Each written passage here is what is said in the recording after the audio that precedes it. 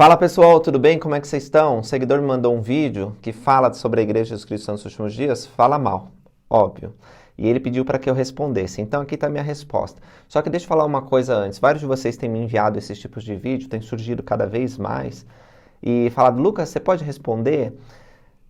Cada membro da igreja é responsável por achar suas próprias respostas e para oferecer para aqueles que perguntam uma resposta específica que eles estão buscando. Então, eu não quero me esquivar de responder nenhuma das questões que chegam, mas cada um de nós precisa achar as próprias respostas para as dúvidas e para as questões que atingem a nossa fé. Nesse sentido, eu convido vocês a pesquisarem no site da igreja. Tem muita coisa boa. A pesquisarem na Central das Escrituras. Tem vários conteúdos que já produzimos. Mas vamos lá, vamos responder este vídeo. Eu vou deixar na descrição, se vocês quiserem assistir o vídeo original. A forma que ele é feito é bem didático, né? Não tem um apresentador, mas tem uns slides, assim, uns desenhinhos. E joga várias críticas sobre a igreja no mesmo vídeo curto. E cada uma das frases poderia ser respondida em vídeos muito longos, de 1 hora. Eu vou tentar fazer o meu melhor para responder cada uma dessas críticas, mas já quero dizer para vocês que nós temos outros vídeos que exploram mais profundamente cada um desses pontos, e os que não têm, eu vou produzir.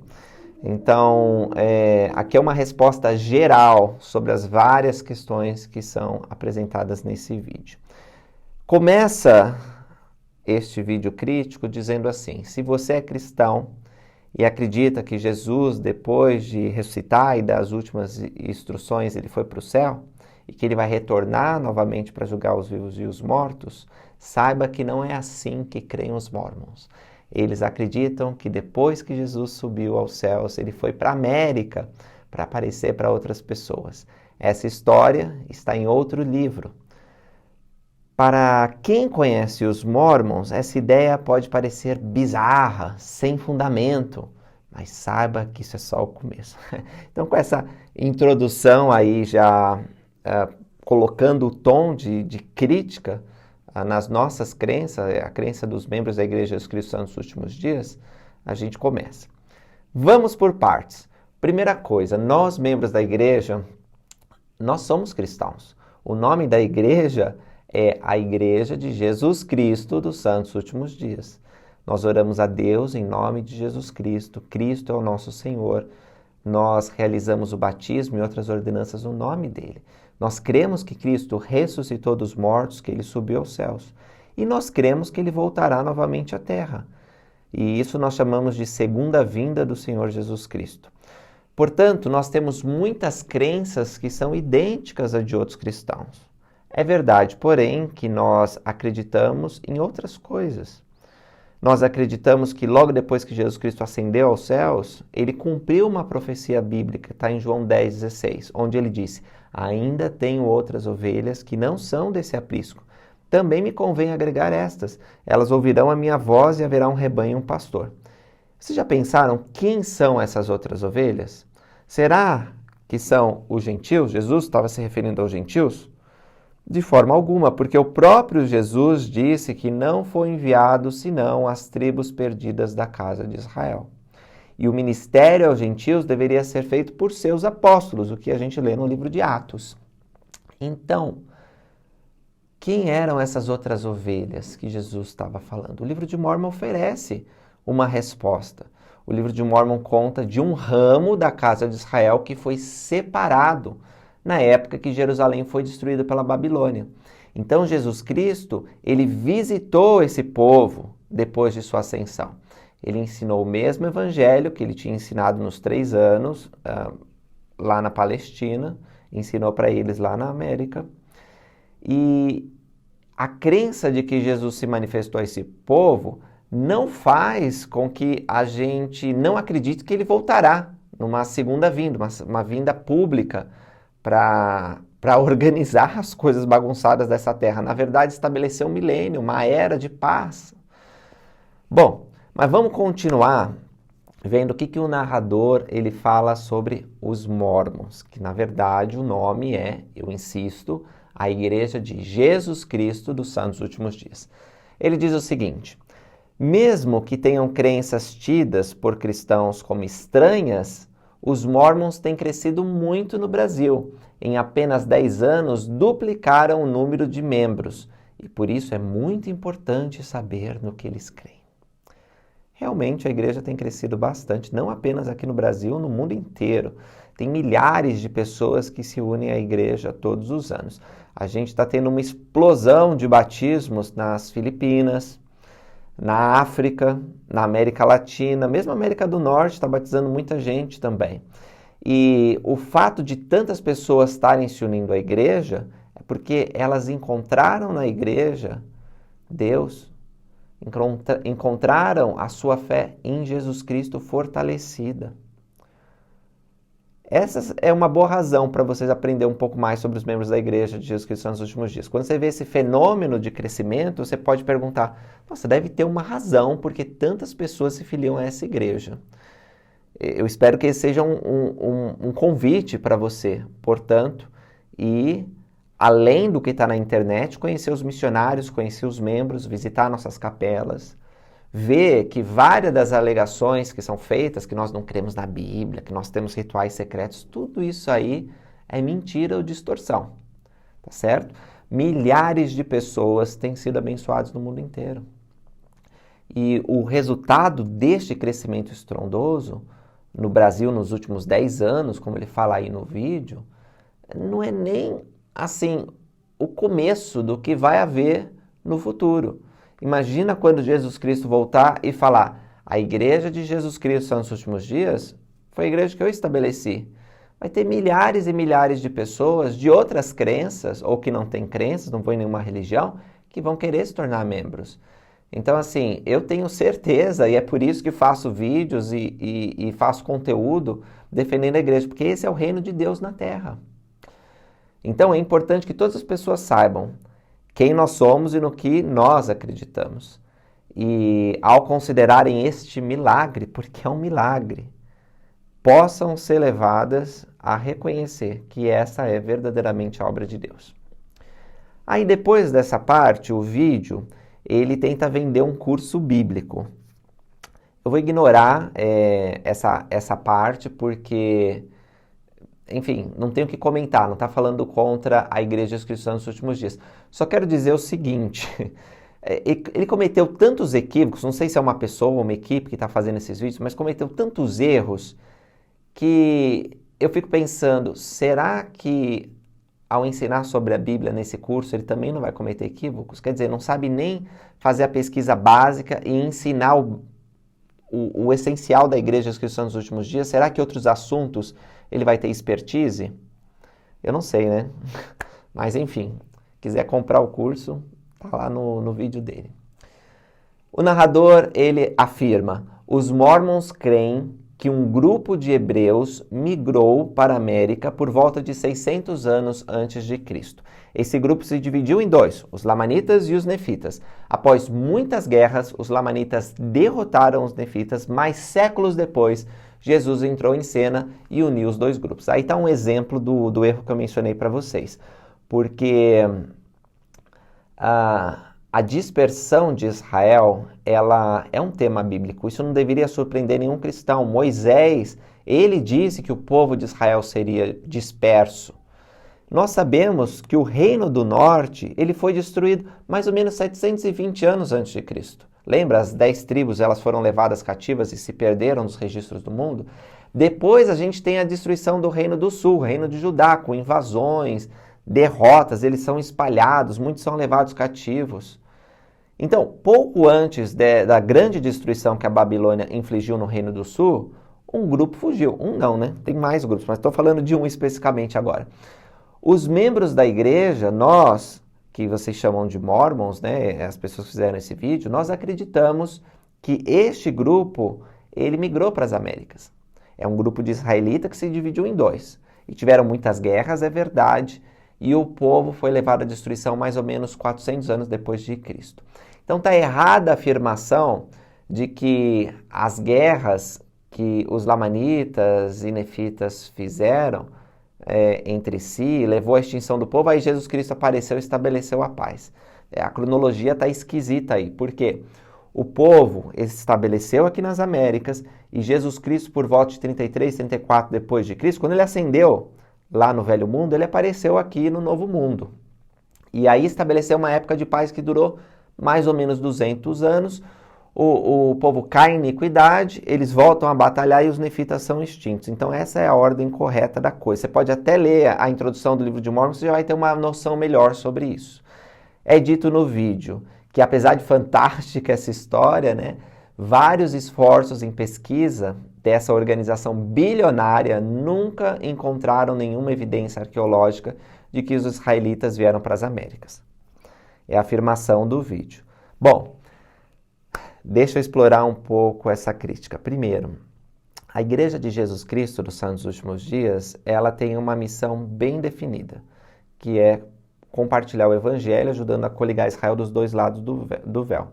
Ela não tem a missão de levantar provas arqueológicas para o livro de Mórmon, para a Bíblia ou qualquer outra coisa. Tá? A autoridade divina que a igreja recebeu é a ser guardiã dos convênios, das ordenanças, do Evangelho de salvação. Agora, várias pesquisas têm sido realizadas, talvez a maior parte delas pela Universidade Brigham Young, que é uma universidade patrocinada pela igreja, mas tem várias organizações independentes, vários pesquisadores. A Central da Escritura, Scripture Center, em inglês, faz muitas pesquisas. E nós temos publicado em nosso site em inglês, tem em português também, nós estamos planejando um grande lançamento do website, vai ficar tudo mais organizado, mas já existe o website. E tem várias evidências da autenticidade do livro de Mórmon. Temos trabalhos acadêmicos, temos pesquisa que evidencia muito do que nós temos no livro de Mórmon. Então, assim, a nossa equipe tem feito um esforço muito grande para traduzir, legendar, disponibilizar os conteúdos que só estavam acessíveis em inglês, porque as pessoas veem esse vídeo falando essas coisas e pensam, isso é verdade, mas não é, gente, é mentira. Existem muitas evidências que comprovam o livro de Mórmon, tá certo? Assim como tem muitas evidências também que comprovam a Bíblia. Só que tanto a Bíblia e o livro de Mórmon são livros religiosos, né? Eles têm a parte histórica e as pessoas, elas são pessoas reais, que são mencionadas lá no livro de Mórmon, os personagens são pessoas reais. Mas, para sabermos se o livro é verdadeiro, uma revelação de Deus, nós precisamos questionar Deus e não a ciência. A ciência tem um papel diferente. Quando a ciência e a religião, elas conversam uma com a outra, nós somos beneficiados. Mas eu quero que entendam isso. Tanto a Bíblia como o livro de Mórmon, nós temos que reconhecer a verdade deles na esfera da fé, né? Nenhuma escritura de particular interpretação, disse Pedro. Há muitas histórias bíblicas que não têm evidência arqueológica. E também tem muitas histórias do livro de Mórmon que ainda não podem ser comprovadas pela arqueologia. Mas está sendo feito muitas descobertas, como eu falei para vocês. Eu vou até mostrar uma parte de um vídeo nesse momento para que vocês possam ver como as evidências do livro de Mórmon têm evoluído ao longo dos anos. Quero falar um pouco sobre algumas dessas alegações históricas. E Jack, você se lembra que em 2005 você e eu fomos a uma conferência na Biblioteca do Congresso? Tivemos uma conferência de 3 dias com vários palestrantes. Você se lembra da palestra de John Clark? E tudo isso foi publicado em uma revista da BYU Studies, chamada Words of Joseph Smith, que também está disponível em nosso arquivo. Mas um dos palestrantes, John Clark, tinha esse gráfico, e eu lhe perguntei se poderíamos usá-lo aqui. Ele falou sobre as afirmações contidas no próprio livro de Mórmon, feitas em 1800, e ele escolheu o ano de 1842, em vez de 1829, que é o que eu teria feito. Mas não sabíamos nada, lembra? Só havia algumas evidências, algumas sobre animais selvagens, outras sobre os monumentos de pedra, mas várias outras afirmações feitas no livro de Mórmon não eram confirmadas. 80% do que era descrito em solo americano não era confirmado. E isso foi em 2005, quando ele deu a palestra. Ele disse: "Veja quantos estão confirmados agora." Os confirmados estão em verde. Em vermelho está o que ainda não foi confirmado, que ainda trabalhamos para encontrar. Sim, era 38% na época, mas já estávamos na direção certa. Não podemos nos afastar da igreja por causa de cavalos, né? E isso foi há quase 20 anos.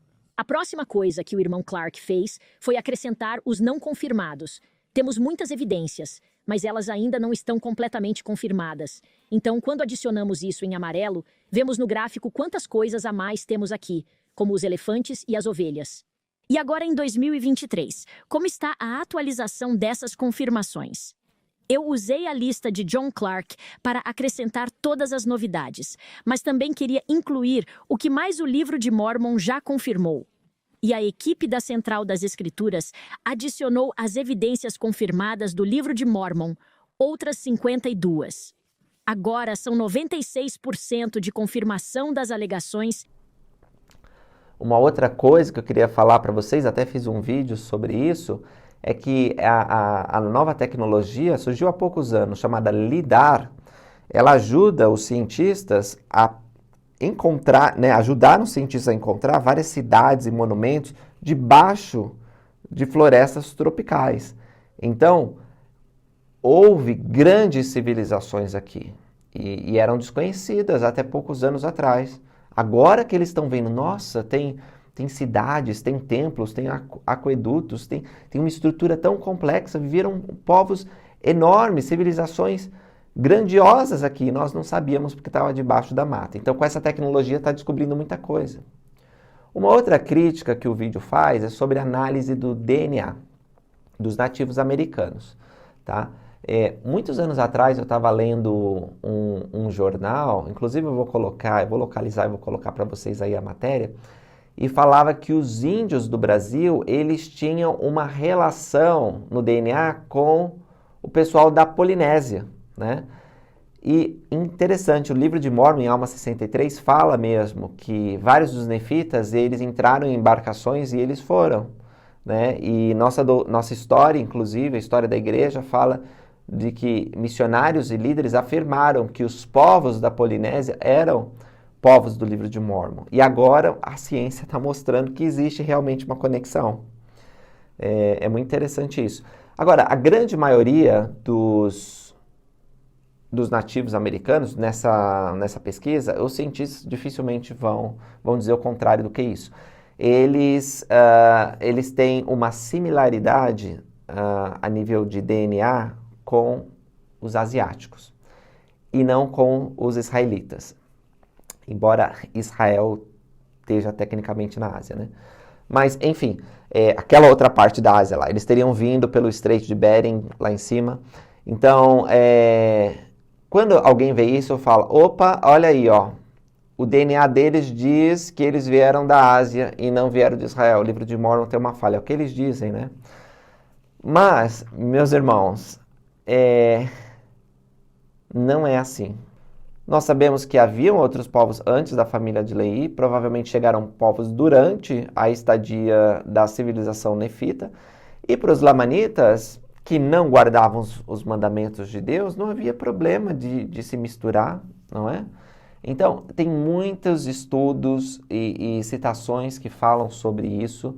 Eu quero fazer um vídeo específico sobre a questão do DNA, que eu acho muito interessante, mas não é uma obstrução na crença de que o livro de Mórmon é a palavra de Deus e da historicidade do livro de Mórmon afirmar que grande parte dos nativos americanos tem como ancestral asiáticos e não israelitas, tá? Não tem problema nisso, porque houve uma mistura de sangue muito grande no passado.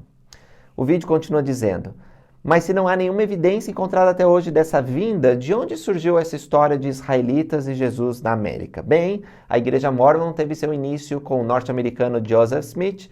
Ele explicou que a palavra Mormon vem da conjunção da palavra inglesa more com a palavra egípcia mon, para formar Mormon, que significa literalmente mais bom ou muito bom.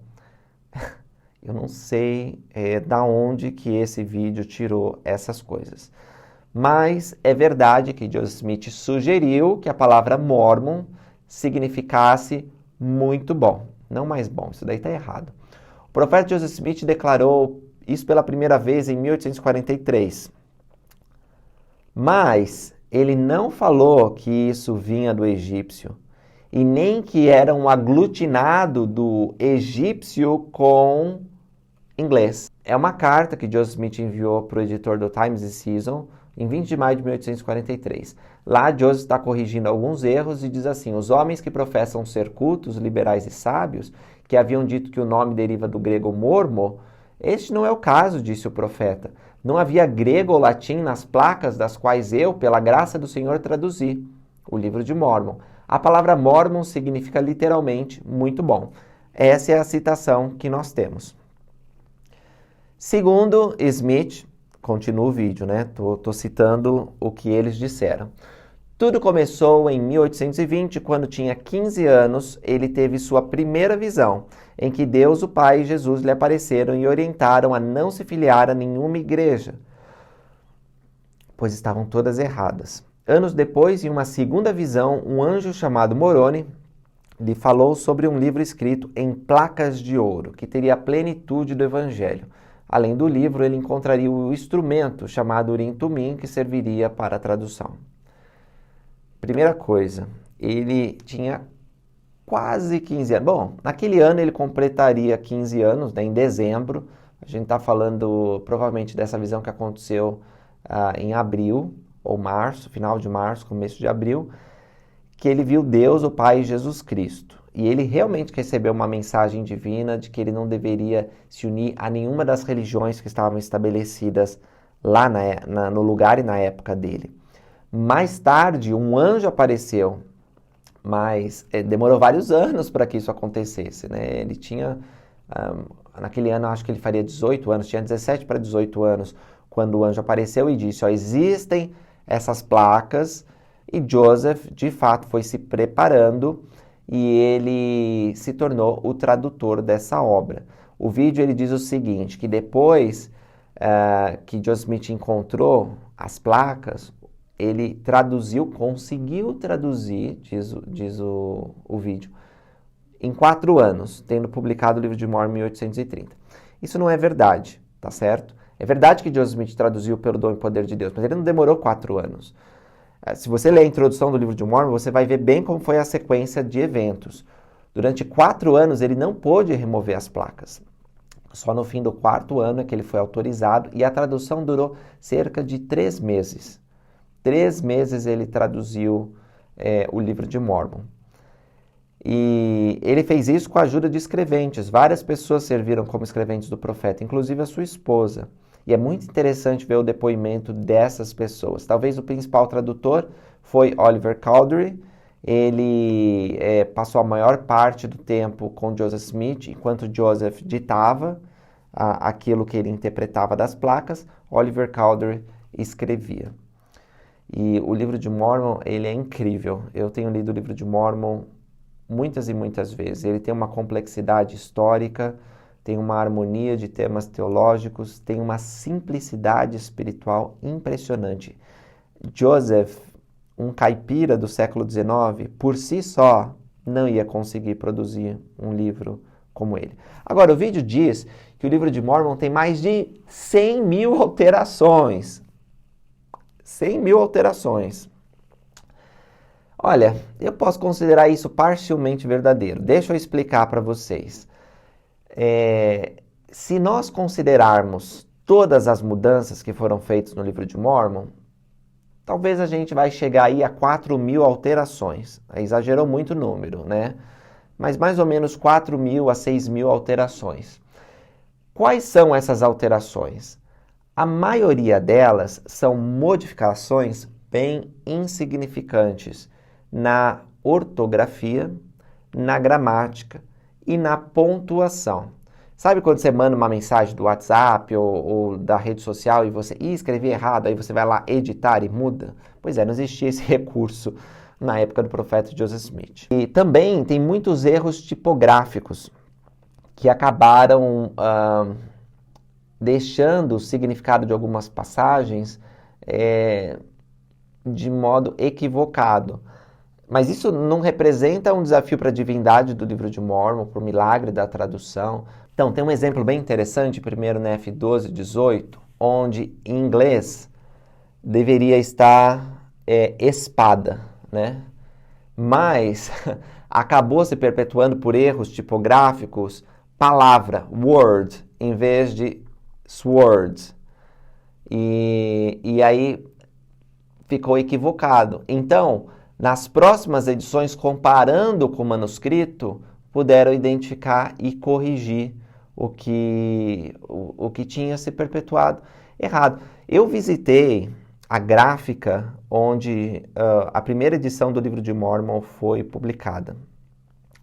E, gente, estamos falando do século XIX, estamos falando de uma tecnologia bem primitiva para impressão e publicação de livros. Eles colocavam as letrinhas, né, os tipos, as palavrinhas, aí colocava a palavra, colocava a frase, formava um bloquinho, e aí depois passava uma tinta e imprimia. E assim, foi perpetuado vários errinhos na grafia, na forma que estava. E a edição atual, ela traz as correções baseadas nas primeiras edições editadas pelo profeta Joseph Smith e conforme os manuscritos. Então, quando a gente fala assim, tem várias alterações, são alterações que não são substanciais, não mudam o sentido, não mudam a essência do livro de Mórmon. Como você está digitando e comete um erro de digitação. É isso que aconteceu. Agora, existem sim algumas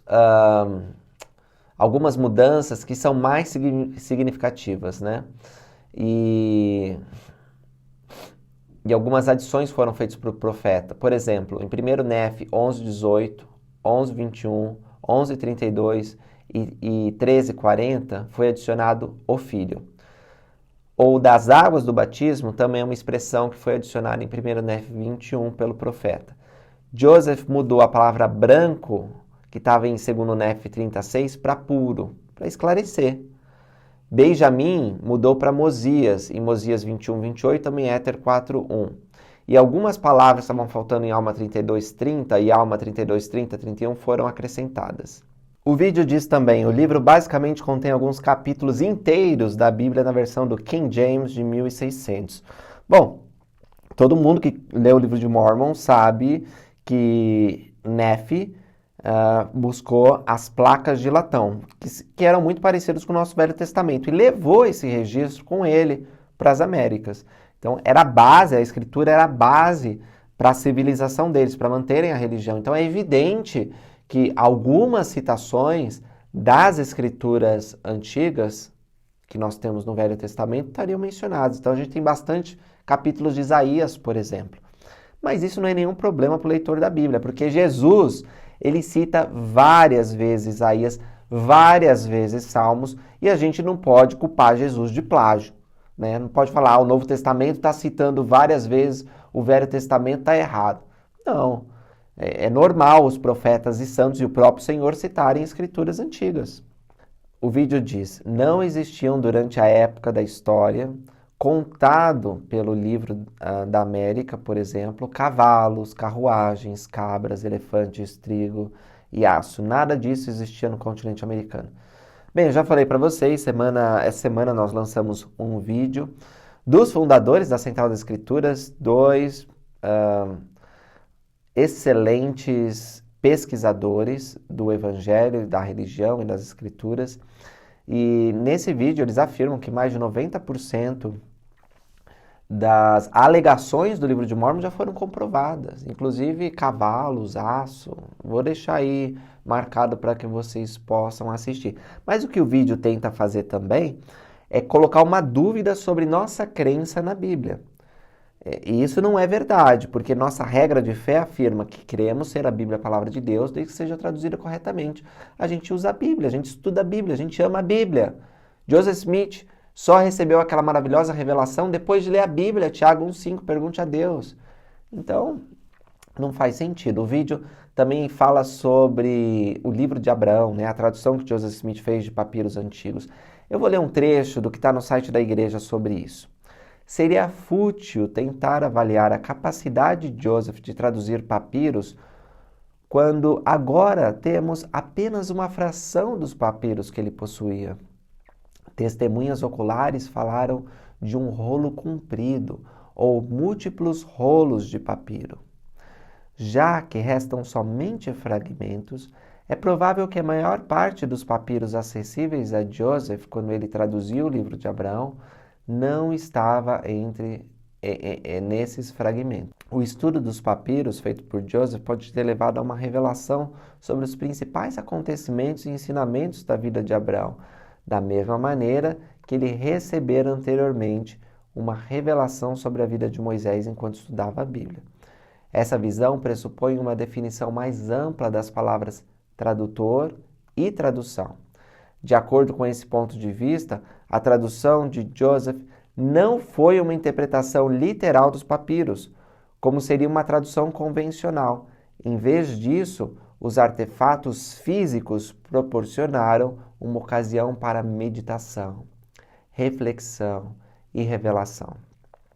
Eles catalisaram um processo por meio do qual Deus concedeu a Joseph Smith uma revelação sobre a vida de Abraão, mesmo que a revelação não se correlacionasse diretamente com os caracteres dos papiros.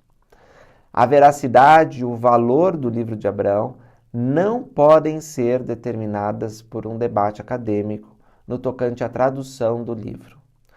A qualificação do livro como escritura está nas verdades eternas que ele ensina e no vigoroso espírito que transmite. A veracidade do livro de Abraão, em última análise, é encontrada por meio de um estudo cuidadoso de seus ensinamentos, com uma oração sincera e a confirmação do Espírito.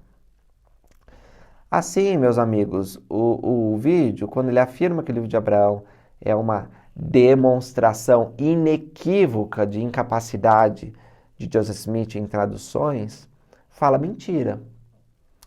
Na verdade, justamente ao contrário. O livro de Abraão é mais uma prova de que Joseph Smith foi um profeta, porque ele não poderia receber aquele livro se não fosse por revelação de Deus.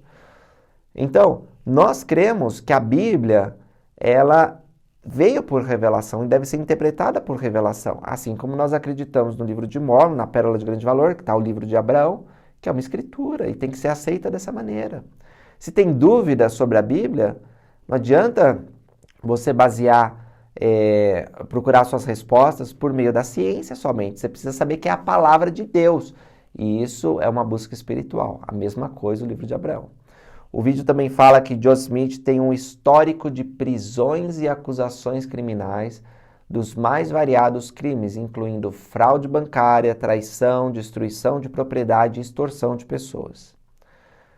Bom, realmente Joseph tem mais de 200 processos. Ele foi réu, foi autor, foi testemunha, foi juiz. Como ele exerceu cargos públicos, por exemplo, prefeito de Nauvoo, juiz da paz, magistrado. Então, vários dos processos, quando as pessoas falam, teve tantos processos, é porque ele era alguma parte que não réu, necessariamente, né? Ou ele era representante, no caso de ser prefeito de Nauvoo, representante administrativo da cidade. Mas ainda assim, são muitos processos. Dá uma média de cerca de 14 casos por ano. Pelo que nós podemos dizer, ele enfrentou uma média de um processo por mês durante a maior parte do seu ministério.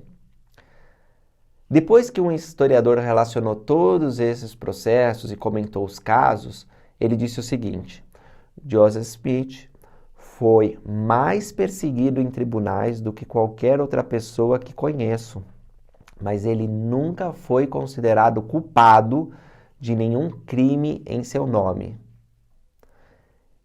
E ele não pode ser manchado dessa forma. Brigham Young disse: não creio que existia na Terra um homem que o conheça melhor do que eu. Eu ouso dizer que, com exceção de Jesus Cristo, Nenhum homem melhor jamais viveu nesta terra. Se vocês lembrarem, quando o anjo Moroni apareceu para Joseph Smith, ele disse assim: seu nome vai ser conhecido por bem ou por mal, ou vão falar bem e mal de você em todas as nações. Ele tinha só 17 anos. Já pensou você receber uma revelação dessa? Isso de fato aconteceu, né? Até hoje as pessoas estão falando mal e bem de Joseph Smith.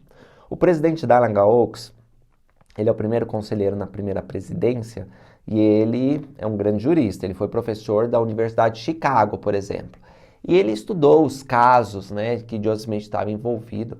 E ele disse: Joseph nunca foi culpado de nenhuma conduta criminal. Enfim, é outro interessante vídeo para se fazer.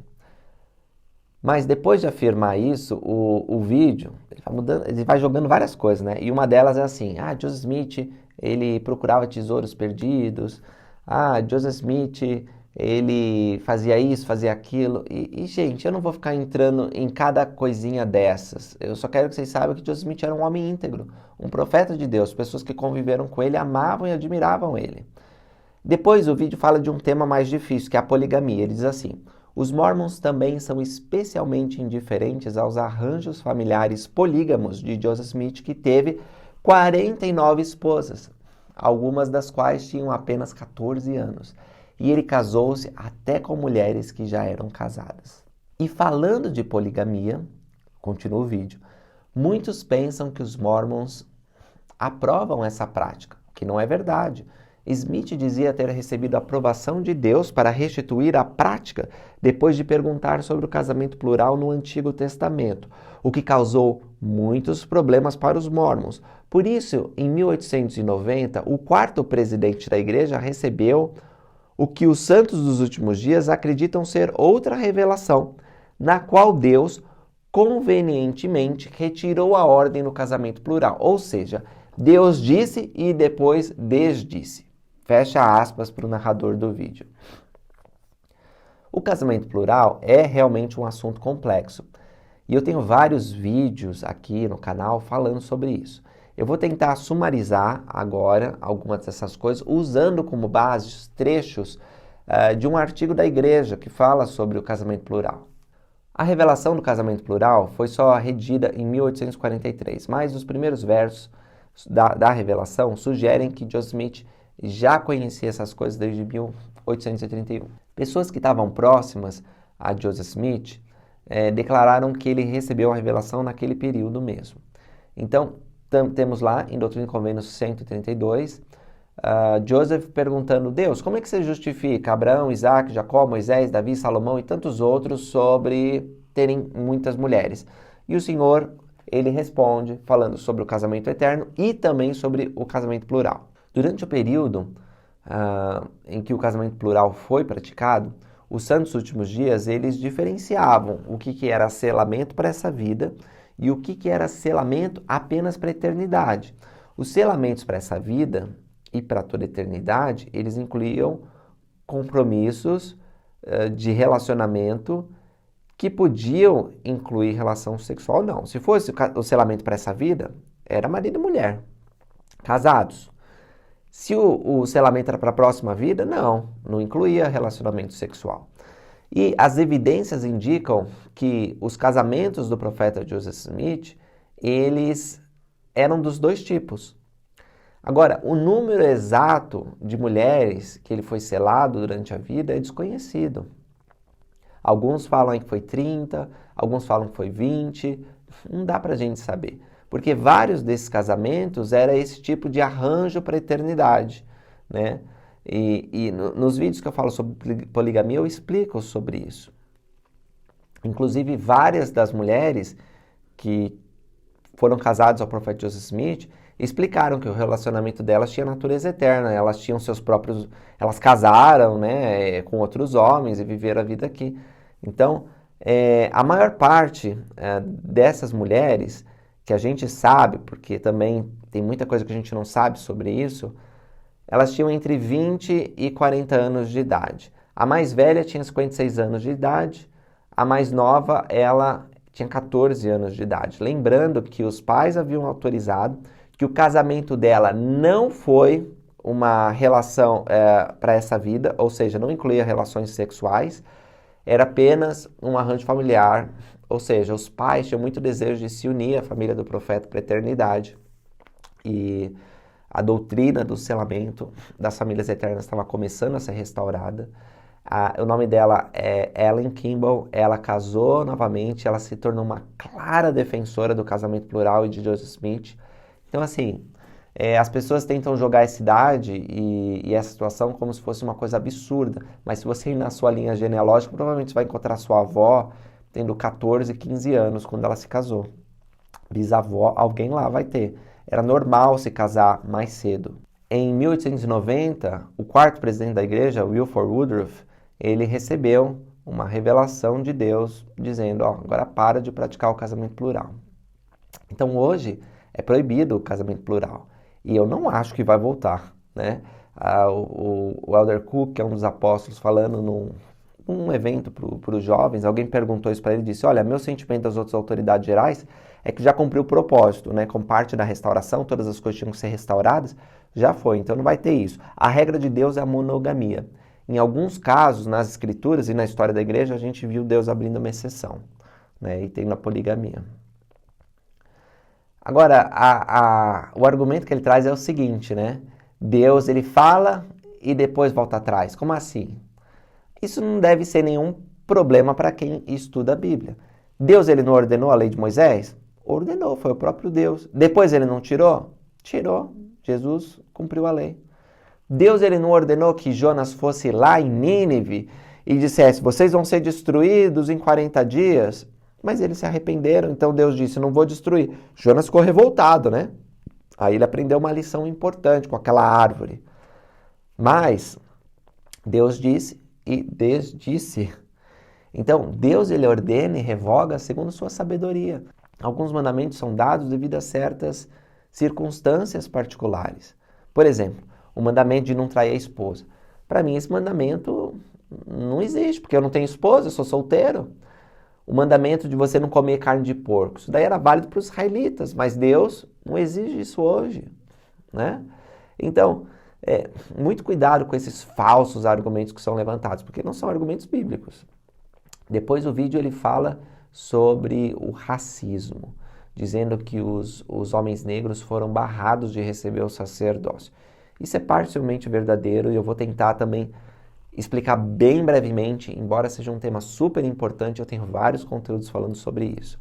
Em meados dos anos de 1800 até 1978, a igreja ela não ordenava homens negros que tinham como antepassados pessoas da África. Então, se você era um negro africano, você não poderia receber o sacerdócio, entrar no templo, receber o selamento.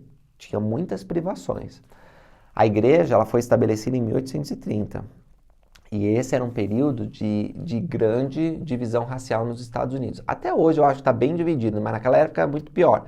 A escravidão era legal em vários estados, tinha muita discriminação, muito preconceito. E quando a gente estuda isso, não é confortável, a gente se sente triste por esse tipo de coisa. Mas aconteceu. E muitas igrejas cristãs segregavam naquela época. Tá? A igreja, como organização, nunca teve uma política de segregação. Assim, branco desse lado, preto do outro lado. Isso nunca aconteceu, tá certo? Mas existia, sim, na parte de vários membros, racismo e preconceito. Joseph Smith, profeta da restauração, ele se opôs abertamente contra a escravidão. Ele ordenou homens negros ao sacerdócio. As pessoas negras elas tinham os mesmos privilégios de qualquer outra etnia ou raça.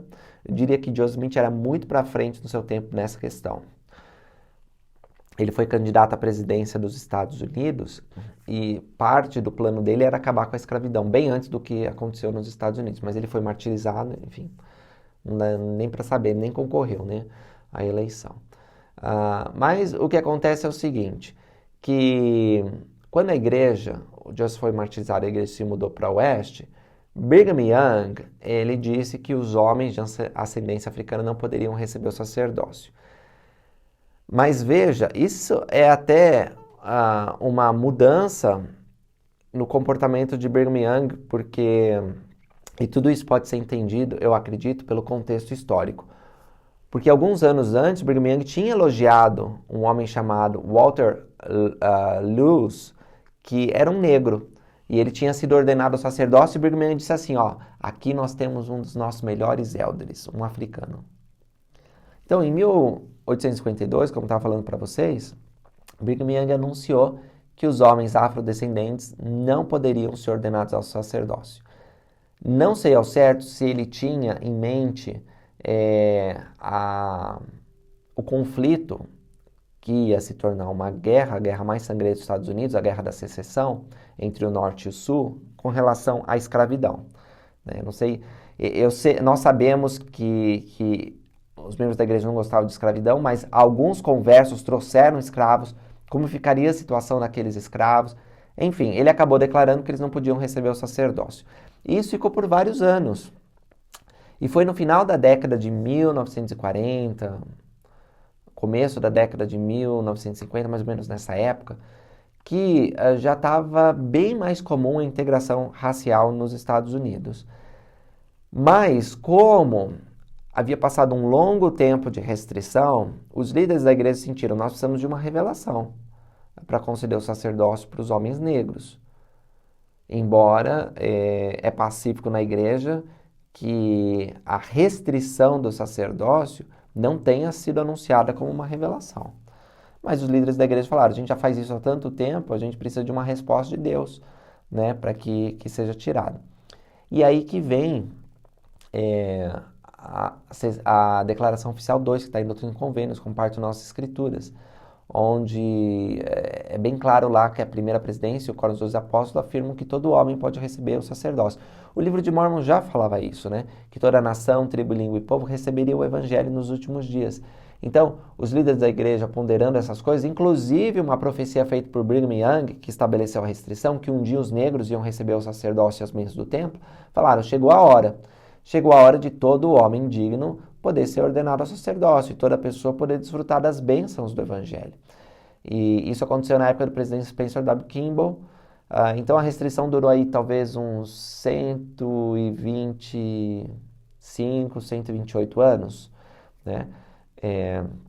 Interessante, apesar de ter a restrição contra os africanos, os negros da Oceania, os negros de Fiji podiam receber o sacerdócio de outros lugares que não fosse a África, né?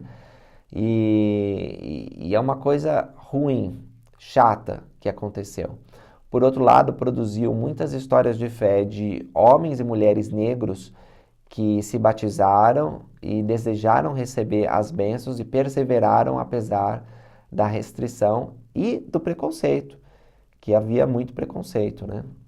A minha mãe, ela estava conhecendo a igreja nessa época e ela lembra quando o presidente Kimball anunciou, algumas mulheres ouviram isso e falaram, olha que absurdo, o profeta vai dar sacerdócio para negros, nunca mais volto nessa igreja. E realmente minha mãe nunca mais viu, aquelas mulheres estavam reclamando.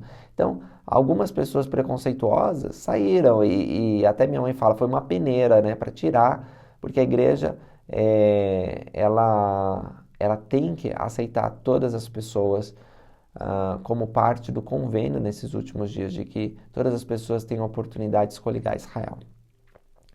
Bom, a crítica continua, ele fala sobre a Trindade. Eu acho que eu não vou explicar muito sobre isso, porque nós temos um conhecimento superior, eu diria, com relação à Trindade. Falo isso com humildade, porque para mim é muito difícil olhar o batismo de Jesus Cristo, por exemplo, e ver que Jesus está na água sendo batizado por João Batista, o Espírito Santo se manifesta no sinal ou na forma da pomba e Deus está falando do céu, esse é meu filho amado. Como que são três personagens separados compostos em um só? Isso não faz sentido. Jesus orava para ele mesmo. Então, assim, é claro que são personagens separados, são pessoas separadas. Toda a Bíblia indica isso, né? E o mundo cristão é confuso. Fazem concílios, fazem tratados e não chega, chama um mistério da Trindade. Para nós, a doutrina da Trindade, ela é muito clara, porque foi restaurado o seu significado. Nós sabemos que os santos do passado acreditavam nisso, mas por causa da apostasia se perdeu. Então Joseph, aos 14 anos, quando vê a semelhança de Estevão, Estevão viu o pai e o filho, não é? Ele não vê um só lá, ele vê o pai e o filho. Também Joseph Smith viu o pai e o filho. Então nós sabemos que a Trindade é composta do Pai, uma pessoa, o Filho, outra pessoa, e o Espírito Santo, a terceira pessoa, sendo um personagem de espírito. Os três têm o mesmo propósito, mas não são a mesma substância. Então, nossa visão da Trindade, ela é bíblica e muito fácil de ser comprovada. É muito difícil, na verdade, você ter uma outra explicação, mas nós respeitamos as diversas visões que existem. Depois ele fala um absurdo que é como se nós acreditássemos que Maria teve relações carnais com Deus para conceber Jesus. Isso não faz parte da nossa doutrina, isso não é ensinado na igreja. O que é ensinado é o seguinte: Maria, ela ficou grávida do Filho de Deus mesmo sendo virgem. Foi um milagre. E nós acreditamos nisso. Sobre Jesus ter sido casado ou não, também é uma fonte de especulação. A igreja nunca afirmou oficialmente Jesus foi casado. Ele ainda cita, né? A Maria, não sei o quê. Jesus teria casado com várias mulheres ainda. Isso não existe. Pode ser que alguém tenha falado isso? Pode.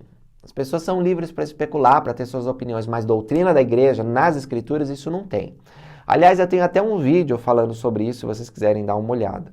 Também tem outras coisas que o vídeo fala, e eu vou citar brevemente. Jesus e o diabo são irmãos, ele fala do batismo pelos mortos, e ele fala da doutrina da graça. Esses são assuntos bem interessantes de se tratar, mas eu estou vendo que esse vídeo está ficando bem longo. Eu vou falar bem rapidamente sobre isso. O batismo pelos mortos e a doutrina da graça, eu já tenho vídeos aqui no canal. Eu não tenho nenhum vídeo específico falando sobre Jesus e o diabo serem irmãos. Talvez é um tema que interesse. Vou pensar em produzir alguma coisa nesse sentido. Mas eu vou deixar materiais e referências aí para vocês lerem, se quiserem aprender mais sobre as várias críticas que são levantadas nesse vídeo e achar as respostas, né? Basicamente, a nossa doutrina diz o seguinte: nós somos filhos de Deus, inclusive o diabo. Na época ele se chamava Lúcifer quando estava no céu. E ele se rebelou contra Deus e ele se tornou o demônio, o diabo. Jesus é o filho primogênito de nosso Pai Celestial. Ele é o espírito mais elevado. Ele tomou a forma de um homem e realizou um sacrifício infinito para que nós fôssemos salvos. O sacrifício de Jesus Cristo nós chamamos expiação e é o ponto central da nossa doutrina. O sacrifício de Cristo possibilita que nós possamos voltar à presença de Deus. E o livro de Mórmon diz que nós somos salvos pela graça de Cristo, depois de tudo que nós podemos fazer. Então, nós sim acreditamos na graça, acreditamos no amor de Deus. Acreditamos que esse amor é tão grande que Ele quer salvar todos os seus filhos. E é por acreditar nesse amor que temos a doutrina da redenção dos mortos. O que acontece? Jesus disse: aquele que for batizado vai herdar o reino dos céus. Mas várias pessoas nem ouviram falar de Jesus Cristo, quanto mais ter recebido o batismo. É por isso que Cristo providenciou uma maneira para que elas fossem salvas. Então, nos templos, nós realizamos ordenanças, inclusive o batismo, por procuração, para as pessoas que já morreram. Nós pesquisamos se elas existiram, né? Pegamos o nome, a data de nascimento, levamos o nome dela para o templo, e alguém representa aquele morto para que o batismo seja feito. Porque o batismo tem que ser feito aqui, precisa de um corpo, né? Precisa de uma pia batismal, um rio, o que seja, mas precisa ser feito na mortalidade. E aí, essa pessoa do outro lado do véu, no mundo dos espíritos, pode decidir aceitar ou não, mas se ninguém fizer, ela não tem opção. Então, nós realizamos batismos por as pessoas que já morreram, tentar batizar todo mundo, né? E queremos, assim, que essas pessoas tenham a oportunidade de ter o batismo por elas realizado, para que elas possam ser salvas. E é um traço importante da Igreja de Jesus Cristo dos Santos Últimos Dias, uma doutrina fundamental. Mas vamos lá, o que me incomoda nesses vídeos é o seguinte: eles jogam um monte de informação, sem contexto, e a pessoa que assiste e não tem uma vivência com um membro da igreja fica assustada, fala: minha nossa, que coisa horrível é essa? Olha, deixa eu abrir aspas para o narrador do vídeo. Talvez você considere ridículo alguém levar o mormonismo a sério, Mas tenha em mente que nem todos os mormons são convertidos na fase adulta. Muitos são doutrinados desde a infância, e até mesmo pessoas adultas que se convertem a essa religião podem ter problemas emocionais, inseguranças que as tornam abertas a abraçar esse tipo de crença. Então, se você conhece um mormon, seja compreensível. Debochar dele não irá ajudar em nada. Portanto, seja gentil e paciente se deseja ajudá-lo. Tá certo. Agora acusou nós, membros da igreja, de recebermos lavagem cerebral. Também disse que os conversos, os muitos, né? Porque começou o vídeo falando dos vários que se batizaram e que a igreja está crescendo. Todas essas pessoas, será que têm problemas emocionais? Será que elas se batizam na igreja porque elas estão desesperadas e precisam de amigos e precisam de um apoio emocional? Por favor, né? É muito fraco esse argumento. É muito mais fácil visitar a igreja, conhecer os membros, pesquisar no site oficial, ler notícias sobre a igreja, para conhecer essa crença e não ficar especulando que os membros eles sofrem lavagem. Onde que sofre lavagem cerebral? Então, eu acho que assim, essa história de lavagem cerebral é muito esquisita. E eu não acredito que alguém tenha poder para fazer sinceramente uma lavagem cerebral em mais de 17 milhões de membros. Então, pessoal, era isso que eu queria falar. Desculpa o vídeo ser um pouco longo, mas leia e acesse as coisas que estão aí na descrição e eu volto para a gente conversar sobre outros assuntos no próximo vídeo. Até mais!